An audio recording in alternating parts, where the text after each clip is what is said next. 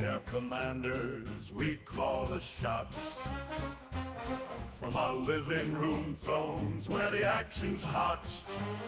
We're the generals of fiction, the masters of war.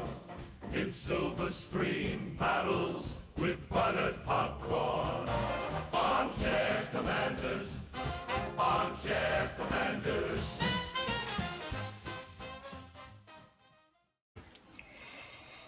All right, welcome to the Armchair Commanders podcast. My name is John. And I'm Jack. And today, we learn that slavery's real bad. And knowing's half the battle. Go, great, Joe. Great podcast. Let's wrap it up. We will catch you next week. We did our contribution for Black History Month. This is Uncle Jack and Uncle John bringing you Oh, Jesus. Oh, fuck. It doesn't help that we're recording this the day after Jesse Jackson died. You know what's really bad? You know what? You go ahead. No. What were you gonna say, huh? Nope. Say it to the audience. No. You got any balls? No. But okay.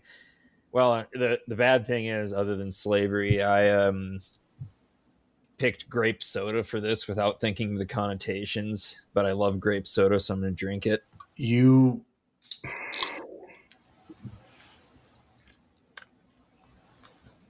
Why? What do you have against grape soda, huh? Okay. Anyways, I'm surprised you didn't make the South Park joke at me. Jesse Jackson is not the king of black people. but my dad said he was. Apologize. Apologize. So, Harriet from Netflix. Well, I mean, it's Harriet, the movie. It just happens to be on Netflix currently. It wasn't a Netflix movie. Oh, it wasn't? I thought it was. Was it? Oh, I kind of expected you to know this, being as it was your pick for a movie and all. I just picked the fucking Civil War movie, okay?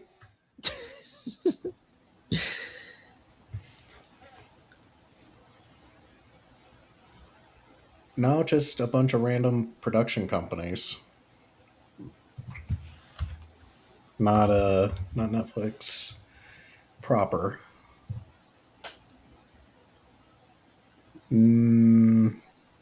Focus Features? I feel like I've heard of that before. Oh yeah, I've seen that logo.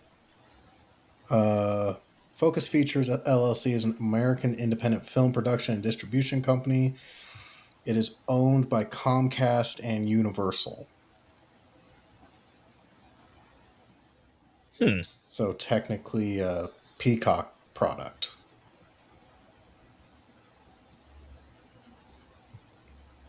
Or is it? Does Comcast supersede NBC or does NBC supersede Comcast? Really, God supersedes all. Happy Lent and Ash Wednesday, everybody. You know, you should. I've changed my Lenten giving up thingy. Oh yeah. Yeah, I'm going to keep drinking alcohol because that's what I need to get through the day. Alcoholism. Hilarious. I'm dying on the inside.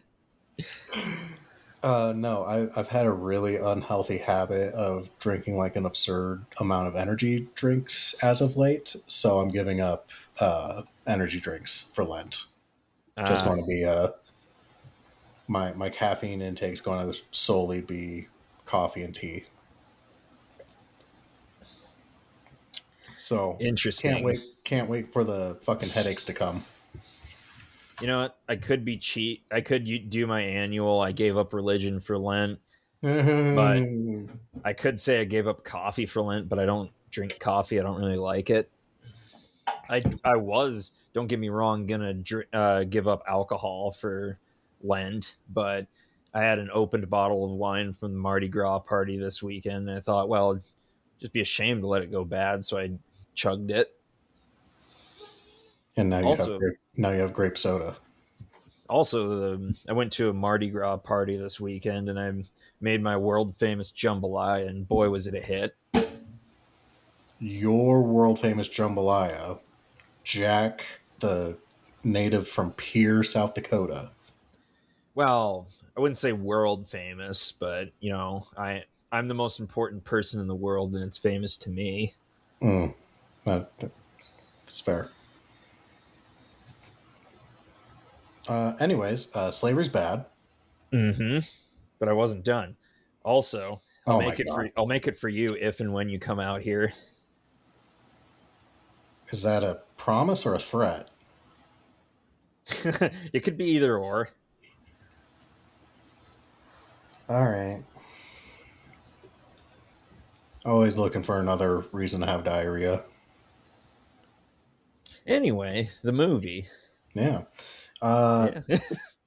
This movie, even as like a history nerd and a Civil War nerd,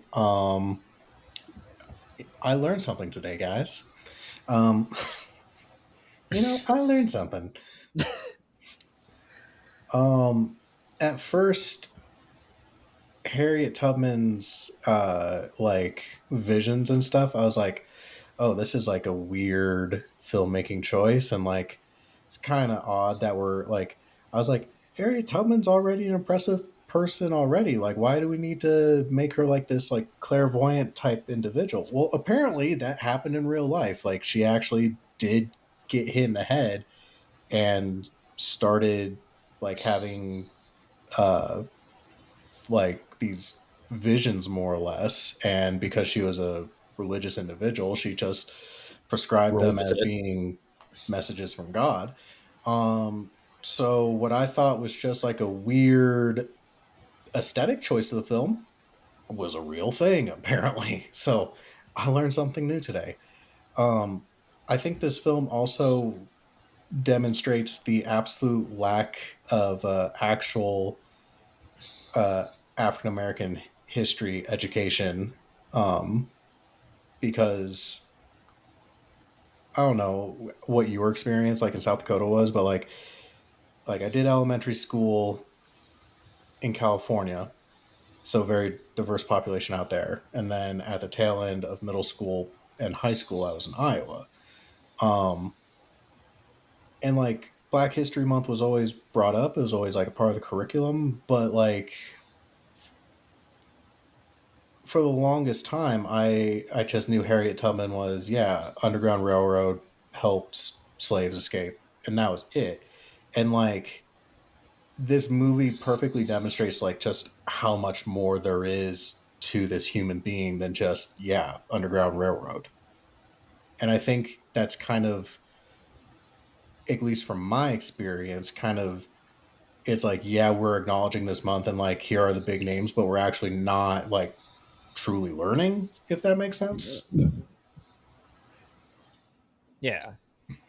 I don't know what was Like, like Black History Month education like for you in South Dakota. so you have to understand, I'm like I grew up and still live in one of, if not the most red state in the union. What you have to Like, understand is that Jack lit, was chained up to a radiator in his basement for most of his childhood. literally, there's more cows than people in my state. I'm not even making that up. Um, and I can't remember what the word for it is. I think the phrase is like black desert, meaning there's like very few, if many at all, black people around our neck of the woods. But I've noticed that's beginning to change recently. More black people have been moving here. Not really sure why, but okay. I don't know why anybody would move to Pierre. Hey, shut up. It's a nice place to retire to and die, not so much be young, but Look, like Sioux Falls and Rapid, I can kind of get behind that, but Rapid, no, not anymore at least. I don't know. It's been a minute since I've been out to the Black Hills. Yeah, ICE is really stepping up in Rapid City. A friend of mine got stopped two, Oh, 3 weeks great. ago. Now we're going to have our fucking FBI agent watching us because you I hope he mentioned the does. fucking Alphabet Boys. That's right, Herbert, I'm on to you. I don't know if his name is Herbert, but it'd be worth it if his name was, so I scared him a bit. Anyway, so yeah, Rapid City, trash. Sioux Falls, I'm not really sure. I don't think they're much better, but it's probably going to get worse in the coming months. Um, Shit, where was I going with this? Oh yeah, so I don't know a whole hell of a lot about Black History Month, or at least I didn't for the longest time. Did you also have a Harriet Tubman Underground Railroad and move on kind of? Was Black History Month more like a 10-minute like thing in class one day and that was it for you? let me let me put this in perspective. For the longest time during my childhood, I thought it was a literal railroad. Oh my god. I have oh my god, did I share what my what Claire said last episode? You might have, but refresh me and the audience's memory. So for our listeners, I might have brought this up last episode, but it bears repeating on this episode, seeing as it is the topic: Underground Railroad, Harriet Tubman, all the good stuff. So my sister has just moved to the Denver area, and we were having a conversation. I was like, "Yeah, this week we're watching the movie Harriet," and she is not her history knowledge, awareness, education, whatever you want to call it, is lacking, for you know, lack of a better way of putting it. And so when I said that, I was like, Harriet Tubman, like, just I didn't know if she was going to ascertain that the movie Harriet was going to be about Harriet Tubman. So I was, you know, I was mansplaining to her because I'm a terrible human being. Um, and she's like, "Oh yeah, I've heard about her. She did the Underground Railroad and stuff like that." I'm like, "Yeah, yeah, you're right. Like, good job. Like, that's more than other conversations we've had." And she looks at me. She's like, "Was it actually underground?" And I'm like, "Oh." Need I say more? I was like,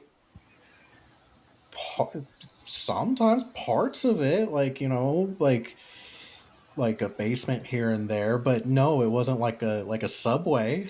Like, Oh no, they bought tickets and everything. oh yeah, you get on this station here and you just take the train north. Oh, I that was like one of those, like, like slap your head like I could have had a V8 moment. Yeah, By the way, that not our wow. sponsor, but they could be.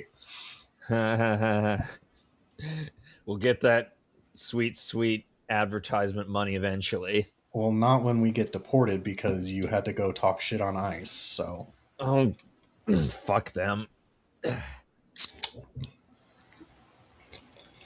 um,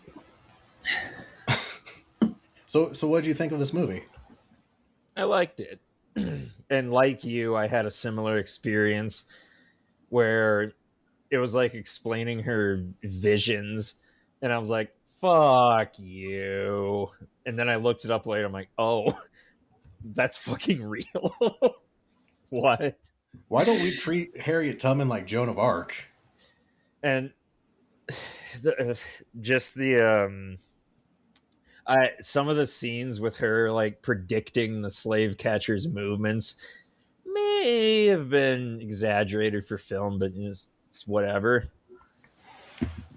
I appreciate that. Like, it's almost giving her kind of like a mythological kind of view or status while still keeping her a real person, and I dig that. Like I said, it, like, with the whole like vision thing, it's like, we know Joan of Arc was a real person who did incredible things on the battlefield, was a great leader. She also experienced or claimed to experience visions or to hear the voice of God. And like she, like, granted, she was burned at the stake, back in the day because, fuck the patriarchy. Um, but we look on Joan of Arc retroactively, that is, very, like, reverentially, like she's almost a saint, basically. So, I mean, why not do the same thing for Harriet Tubman? Like, if, you know, like, not to be on like a soapbox or to make this like a religious discussion, but if she's like, I did this because God told me so, and what she did was like amazing stuff, like freeing people from bondage, fuck it. Let's deify her, Fuck yeah, Saint Harriet Tubman. right? I'm down with that. Of course, I don't really have much to say because I'm not religious, but still. But I mean, even like, and this is one of those things where it's like, this is where, and like we've had the woke and DEI conversation and how like the whole like herder is stupid. Like it's I think it's easy to like really push back on stuff like that when you actually don't know that much about Exactly. it. It's like when people lost their shit over the idea of like, oh, we're going to take Andrew Jackson off the $20 bill, and somebody proposed putting Harriet Tubman on there. And like even I myself, I was like, yeah, fuck it, take Andrew Jackson off the $20 bill. Like he was an Fuck that asshole, guy. like Trail of Tears. He doesn't need to be on the $20 bill. Not to mention, Andrew Jackson hated the idea of paper currency. So the fact that he was on the $20 bill, it's like, um. But my initial reaction, like, and I recognize this as the pasty white guy I am. I was like, I'm totally cool with, putting a person of color on paper money, but I was like, part of being a guy and not really fully understanding this segment of history. Same, like I had the gloss overview of it. It wasn't until I did research I was like, holy shit, she like what I know now. I'm like, yeah, fuck it, put Harry Tubman on the $20 bill. She's an amazing person. Before it was like, oh, she helped on the Underground Railroad, but if we're going to change out the dollar, $20 bill, why wouldn't we put like Thurgood Marshall on there? The first African American Supreme Court justice, or Martin Luther King, or you know, a, a whole litany of like people in my brain where I'm like, they're more important, and I'm like, holy, like what she was doing in her time frame, like not only was she an incredibly important person in like breaking the mold and very like strong and independent in the fact that like she is a person of color who risked her life multiple times going into slave states to help free people who were slaves and in servitude. But she also did it at a time where women didn't have the right to vote. Like women were treated as second class citizens. So the fact that one, she's getting treated as a second class citizen because she has ovaries, and then secondly, she's getting treated like shit because she's a person of color, like that really just like amps up how like we like it's shitty to diminish what she did, but like if you're going to diminish what she did, like you're not taking into account the like major things already against her. Mm-hmm. Yeah, it was not a good time to be a black woman in America, and to do what she did with all that hanging around her neck. Yeah, no, it truly like I think this film is an excellent film for the fact that like it makes Harriet Tubman more than just a sentence in a grade school book. Yeah. Also, Also, go. No, you go ahead. You go ahead. I want your. Right, I went on my diatribe for a minute. I will so go ahead. It's your turn. Bigger, long, and that one guy, Gideon, and I'm pretty sure Walter were all fake, just invented for the movie. I'm sure they were pseudo like representative Oh, of, absolutely. I'm sure there are people like that. but I didn't look into whether or not those individuals were factually like actual people or if they were just, fill in characters. Yep. Plot points. You know what I was genuinely very disappointed about? There's two things I was disappointed in this film, but I think you know what my first one's going to be. I don't. Well, you texted it to me, so I'm disappointed in you. What? You're disappointed that slavery sucks? No. Yeah. Oh, come on. You set yourself up for that one. I am disappointed that slavery is bad. That's not Right? why I'm disappointed at you. Well, you're going to have to be more specific. You're disappointed in me every time we do this. I needed more John Brown in this movie. Oh, yeah, that. John Brown. Like, here's the thing. I get it. We do not need to shoehorn John Brown into everything. Like, if he doesn't fit into the story, he doesn't fit into the story. I really want John Brown to get his own movie. A couple of years ago, Showtime did a multi-part series about him. That was really great. But I genuinely just want like a 2.5 hour like feature film about him. That being said, if you make the decision to put John Brown in your movie, I need you to full send it. Like, I don't need him to be just like like John Brown is not a cameo in the background.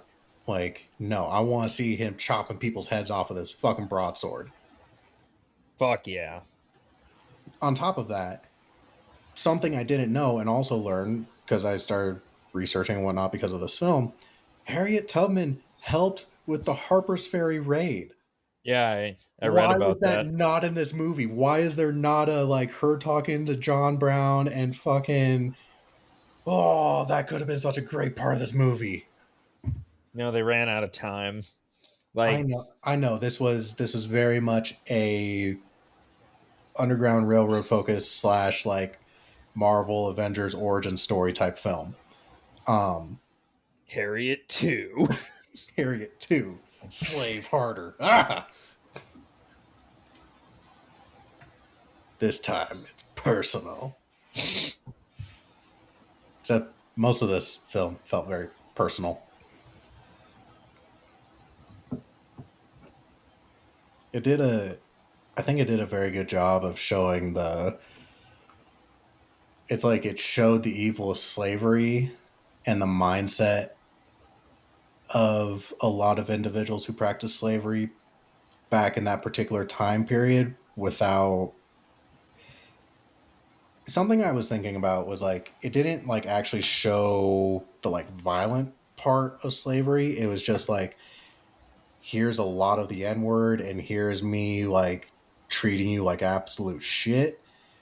So like we still get that evil aspect of slavery and you're like, oh, they do not regard these people as people.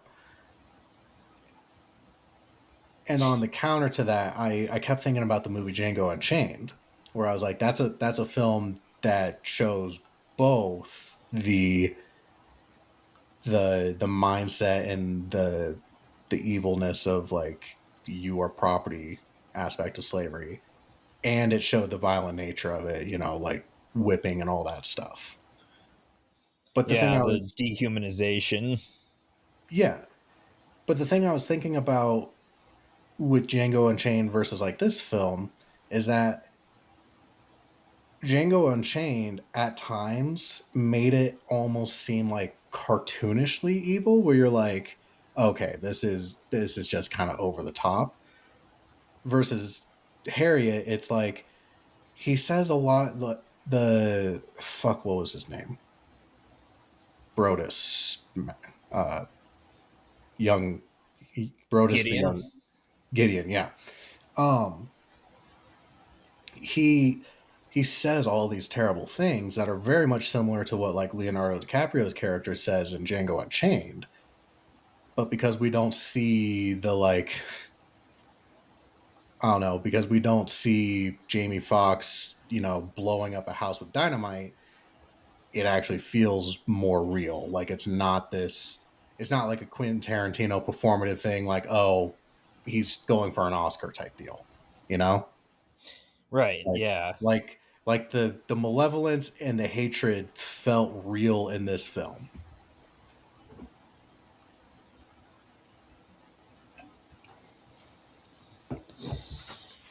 Man, is Django Unchained a war movie? Uh, I'm really confused by Django Unchained because it would have to be pre Civil War because slavery is still a thing. But there's a scene with the Ku Klux Klan, and the Ku Klux Klan wasn't created until after the Civil War. Like, I, I'd be willing to classify it as a war film because it's you could It, classify it as a war on the slavery system. they Um, also used dynamite at several points in the film when dynamite hadn't been invented at this point. So it's not a historically accurate movie. yeah, I'm willing to classify it as a war. Fuck it, we classified Judge Dredd as a war film. Django Unchained can be one. Hell yeah. What was your favorite aspect of this film? I liked the scene where you Oh don't yes, see. the scene was good. Yeah, the scene in the movie with the fuck you. That scene in the movie where you can't see her, she's in the tree line, but she sings that Moses song, and everybody understands the assignment and the code, and they just peace out. And Like, it was kind of like the beginning of the montage. yeah, imagine your buddy pulling up to your place of work and blaring Little Yachty, and you just stop everything and go get in the car. And Couldn't then when think of a better example. you finally make it to Philadelphia, and Aaron Burr receives you. Yep.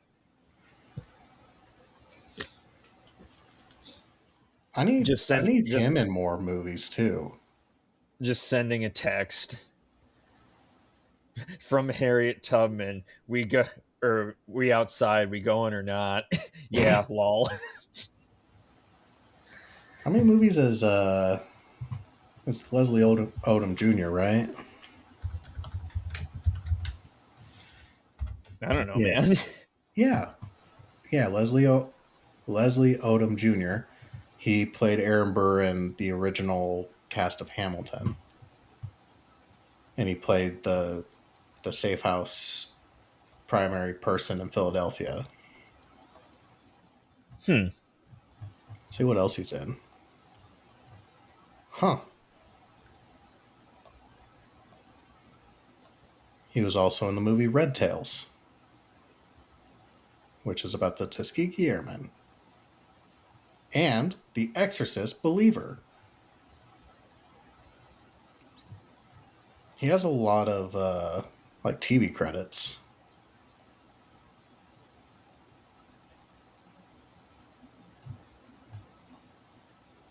He was in Rent. How we gonna pay? How we gonna pay?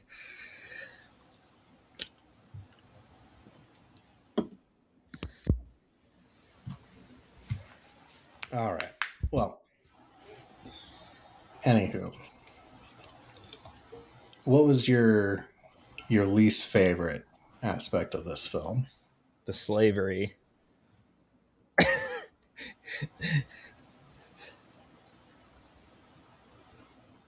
Okay, fine. Fuck you. What was the least favorite technical or a scene, motherfucker? All right, Christ. I get that the main focus, like you said, was on the A, her, and B, the Underground Railroad. But I would have actually liked to see more of her exploits during the Civil War and Harper's Ferry and all that. We get like a scene of that, and it's like an epilogue. Yeah, this is like, I want to say like a 2-ish hour film. And like, we see that raid that she leads. And you're going, it's kind of like this, the same mentality as John Brown. I think that was a great choice on their part. That is a fantastic place to end this film, is her leading that raid, leading troops in the Civil War, because it's a real thing that happened, and that just adds to her story. But again, it's very glossed over. It's literally like she's on a boat. We see burning ironclads in the background, and then a bunch of slaves are like running to freedom. They're like, "Yay!" And then the movie ends, and it's like, no, I want the make her leading a raid a 20-minute segment of this film. Like, really, like, hammer this shit home. Like, you already put it in the movie. Just again, fucking full send it. Yeah, don't half-ass it. Do you think anybody's going to be like, oh, I really didn't like the part where she led a Union force? Like, I'm saying that now because they didn't fully do it. They just like it felt very much like a, oh yeah, and Oh yeah, by the way, anyways, slavery is bad. of course.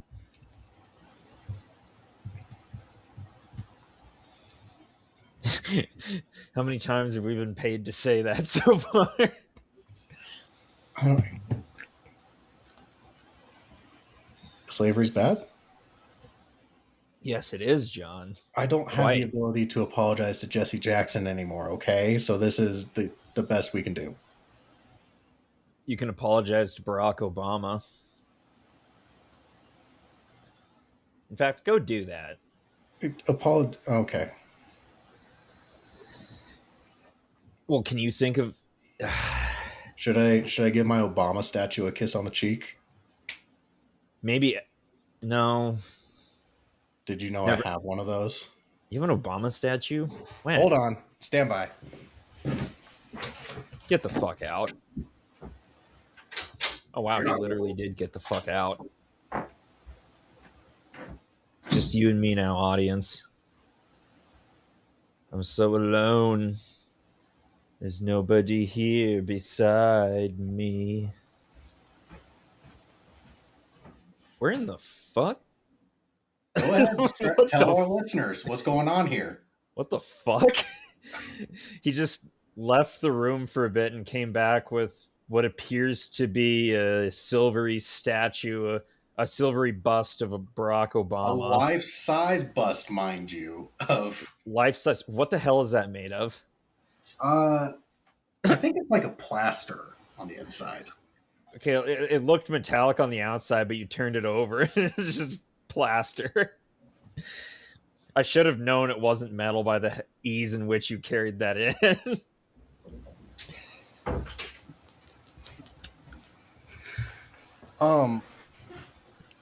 So okay, so it is going to take some explaining, and it's going to be a fucking Instagram post now. This is going to be the fucking clip for the episode that I put up. So my wife, she's from South Dakota. We've gone over this before. Her family, they have a cabin out in the Black Hills. So every year, at least once a year, we go out, hang out at the cabin for a weekend, week, whatever. That's yearly tradition. Not to mention Black Hills is fun, Yeah. Well, one of her family members operates a variety store, I guess is the best way of putting it. Where they have like literally everything and anything in it. And we went there a couple of years ago, and it happened to be also during Bike Week at Sturgis. which if anybody's ever been to the Black Hills during Bike Week, like you don't have to be in Sturgis to deal with it. Like when it's Bike Week in Sturgis, the entire Black Hills is just it is that. Um so Debauchery. yeah. So we ended up going there to the shop. Um and he had two of these statues. And mind you, it's during Bike Week. That's not what the statue looked like originally. It was originally painted as a target. Like it was spray painted with like the red circles to be like a shooting target. And we were like, you cannot have that. Like you're going to get a visit from the Secret Service. And he's like, yeah, I figured I'd like repaint it or something. Like, didn't really think about it when he bought it off these like Hell's Angels type guys. I'm like, That's not gonna know. who in South Dakota are you going to sell this to? Like, not to overgeneralize here, but who in fucking South Dakota is going to buy a bust of former President Obama? Yeah, well, we believe it or not, we do have some Democrats. The answer is Not nobody, Jack, and you know it. there's not many. Well, shit. Anyways, I kind of want a bust of Obama now that you have one. I'm keeping up he with the might still have Joneses. the other one. I don't know. Anyways, Other one? What the fuck? there were two of them. Okay, but what? Why'd you buy two? No, I didn't buy two. I just took one. So, Oh, okay. here's the thing. I liked Obama as a president. I don't think he was the antichrist that conservatives made him out to. I'm not like this, like, oh my God, he was the greatest president ever. I don't hold that opinion either. I thought he was a good president, and I was fine. My life was totally fine when he was in office. Okay, that's where I stand on it. That being said, I was like, I'm a history nerd. I have fucking a statue of. I have three fucking statues of George Washington in my office. Okay, I have a statue of Teddy Roosevelt. I have a statue of fucking Ulysses S. Grant in a fucking box in my closet. Like,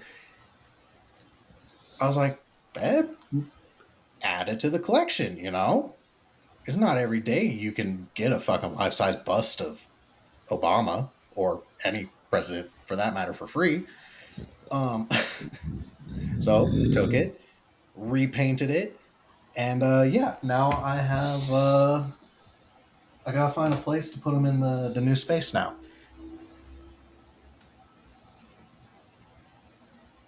And that is how I saved President Obama from being a target range target. You're a good American. Yeah. Hell of an American. I'll reach out to Miranda's family member and see if he still has the other one though. And if he does, I'll, I'll fucking swing by and pick it up on the way to see you. Hell yeah, that appears to still be going on. Play, depending on how I'm feeling, come May. Yeah. 'Cause I think that's when auditions are. I cannot wait to make this the fucking clip of the week. For those of you that don't know, my local community theater is doing the play 1776 for the 250th. I forget what those fucking nerds call it. The semi-bicentennial. Semi-bicentennial? Well, if it was semi-bicentennial, then it would be 100 because it's half of a bicentennial, which is a centennial, which is 100. There's this weird word for it for 250. I know But that like I said, I'm not Colorado a is fucking celebrating dweeb. their semi-sesquicentennial, which is 150. Anyway, Right. so you actually are going out for 1776? Sure, why not? Yeah. What part are you trying for? Don't know. I Preferably can't. a non-singing role. I can't wait. 1776 is my favorite musical. Of course it would be, you fascist. When is 1776 for you? July, I believe. Oh, motherfucker! Like, all right, I'm just going to fucking So, Philadelphia in July to celebrate the 250. So okay, so it's semi-quincentennial. I looked it up. It's interesting that we're just alive for that, if you think about it. my goal is to make it to the tricentennial. Have fun with that. I would have to live to be 86 years old. Well, No, I'm, 81. I'm definitely not going to make it that far. I think if I can just make it to the tricentennial and then I can dip out on this whole life thing after that, call it good. You die at exactly 1 minute after midnight on July It's 5th. like the fucking Christmas Carol where I die at the tolling of the last firework. Did you hear that? That's the monkey paws finger curling. I could join the likes of Thomas Jefferson. Oh fuck! I shouldn't have said that on the Harriet Tubman episode. Roll it back. I could join the likes of John Adams, who died on the 4th of July. It's kind of reminds me of that Family Guy quote where I don't remember what the context is, but Brian's jerking himself off basically. He's like, I try to be like all of my heroes: Harriet Tubman, Jesse Jackson, Dr. Martin Luther King. Hey, The Reverend Al Sharpton. have you ever noticed that Dr. Martin Luther King has both Doc and Marty in it? Stewie's just like, no, let it go, dude. I'm going to tweet this, and then he gets canceled. I wonder if I'm sure we've probably said something that was offensive at some point, but I really hope that we've belied the fact that we think that slavery is bad. Yeah, I'm pretty sure we left very little doubt in the audience's mind with that. If you guys want, you can go check out any of our previous Civil War episodes. We have a very strong stance on what the Civil War was about. Yeah, lost causers can suck our nuts. Speaking of Civil War, I recently joined Sons of Union Vets. I didn't know Jerry served in the Civil War. I'm going to tell him you said that. Go ahead. He's not going to argue with me. You know what my father will do to you. Probably kill me. Yeah. So, Sons of Union Vets, have you ever heard of, like, Daughters of the American Revolution? Yes. I've also heard of Daughters of the Confederacy, which I'm pretty sure is the exact opposite. Yeah.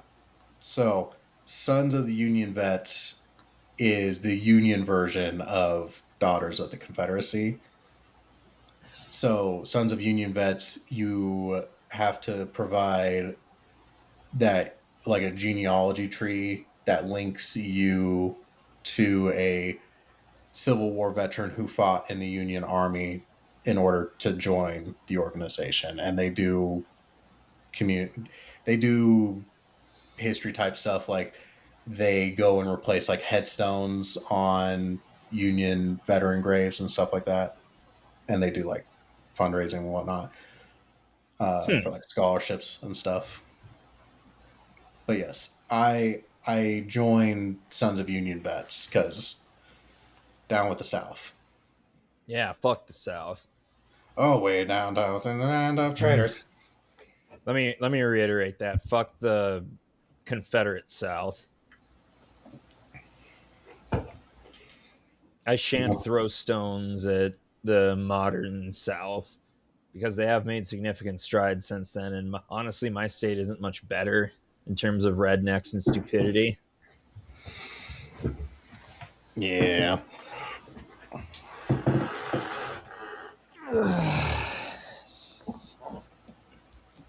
Was there any other part of this film you wanted to touch on? Yeah, the drinks we're drinking when we're talking about this. You already told me you're drinking grape soda. I'm not just that. So at the aforementioned Mardi Gras party, I thought I was being slick and stealing a beer, like I usually do. But it turns out the beer I stole, I didn't read the fine print, and it's alcohol free. So I've been sipping on alcohol free Stella Artois this whole time. I also stole You've the been aforementioned. drinking NA Stella. Well, I didn't even steal the bottle of wine. I straight up asked for it. It was the beer I unsuccessfully tried to sneak out, but everybody noticed because it was in my back pocket.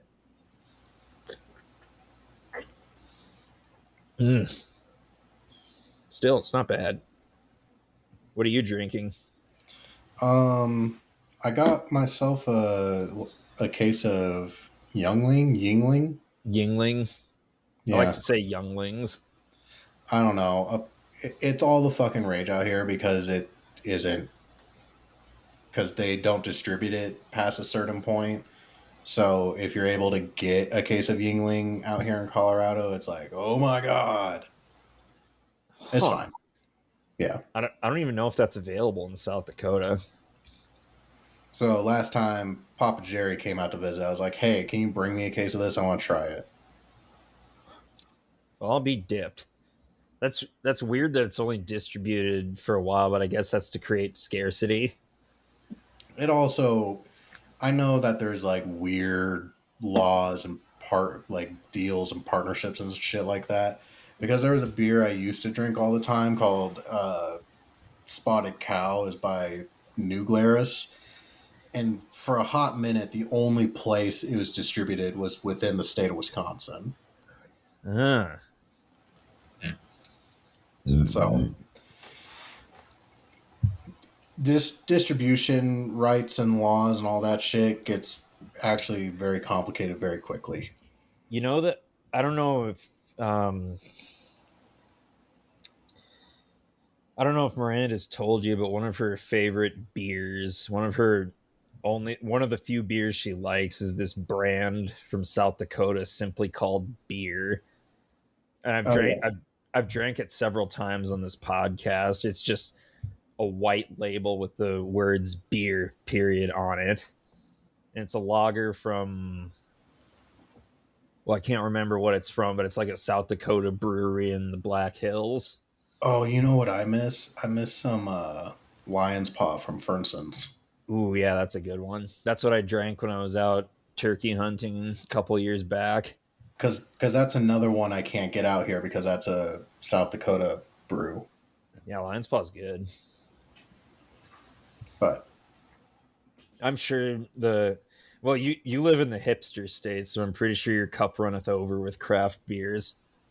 yeah, most of them aren't that great, actually. Like, case in point, there was this one beer I tried. It was called Psycho Penguin.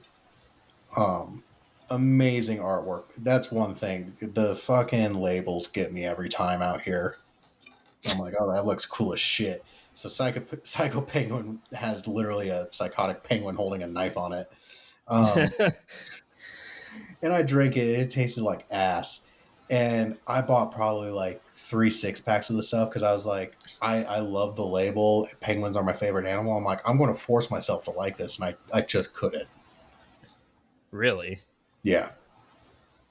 That being said, you've tried it, but one of my favorite, I mean, they're almost not a craft beer anymore because of how widespread they've become. But one of my favorites here in Colorado is called Dry Dock Brewing.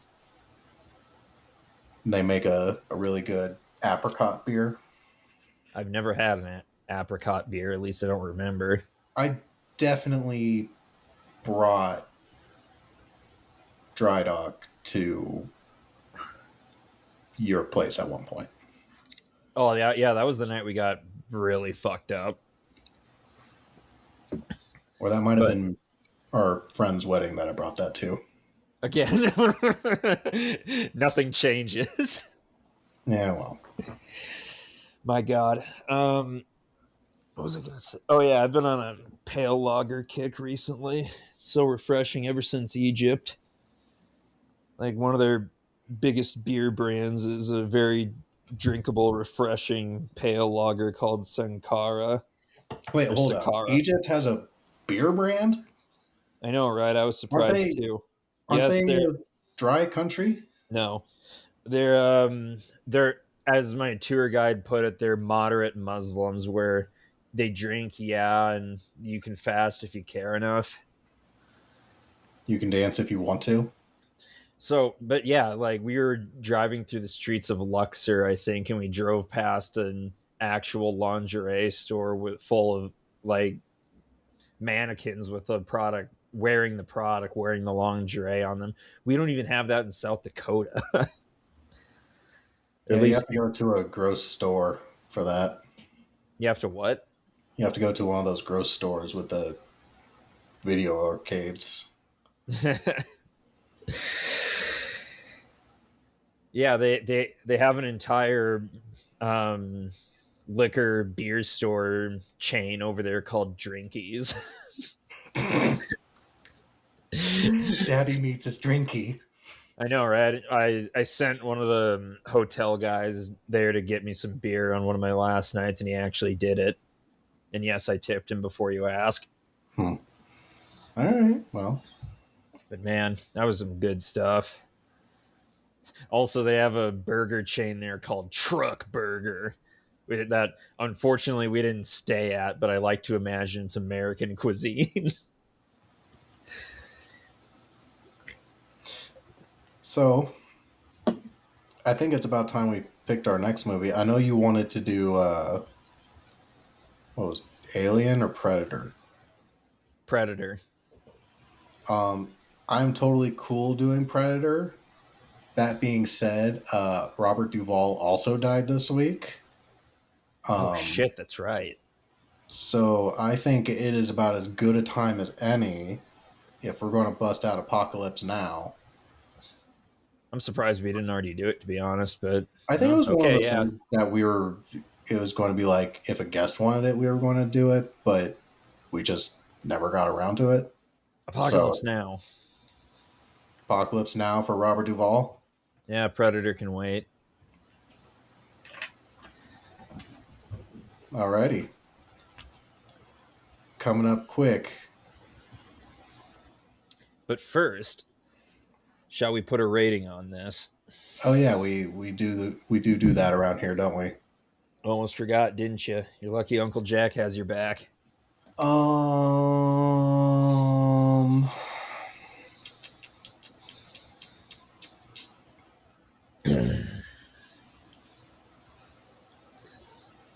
Fuck. 1 to 5.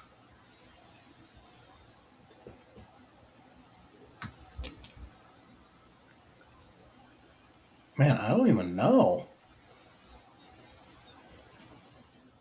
1 to 5 visions from God. Yeah, 1 to 5 visions from God. I was about to say like 1 to 5 shot slaver hands, but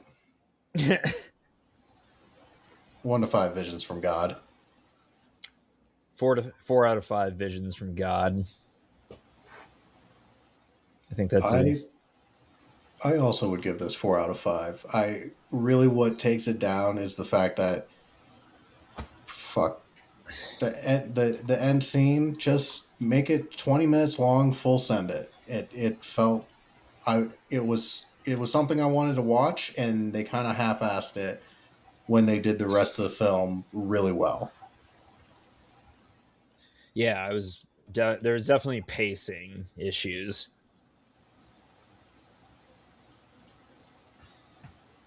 Also, I needed more John Brown, but I'm not really taking clearly that into the rating of this film. Well, what is Rotten Tomatoes gave it? Tomatoes.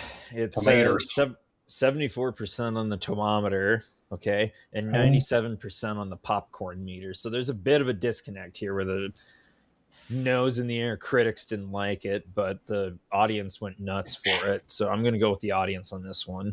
Oh, even though absolutely. the critics are closer to my score.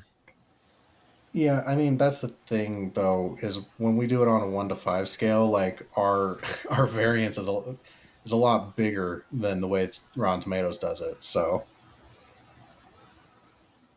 Yeah. like, what am I supposed to do? Like 4 visions from God and a John Brown cameo With a bit of Frederick Douglass. sprinkled on top. Yep.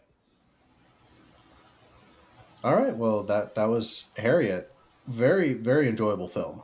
Very. I recommend it. Not to mention it was I know it was Oscar nominated. Did it win anything?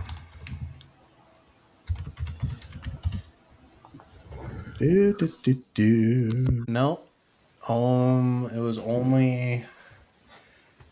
was nominated for Best Actress, Best Original Song, and Best Performance. But it did not win anything at the Oscars. Bummer. Wonder who she lost to. Let's see. 2020 Oscars. Best Actress. Really? Renee Zellweger in Judy, or Renee Zellweger as Judy Garland in the film Judy. I I mean, didn't I even haven't. know they had a Judy Garland biopic. I mean, I didn't either. So maybe she really knocked it out of the park with that one. I don't know. I, I don't know.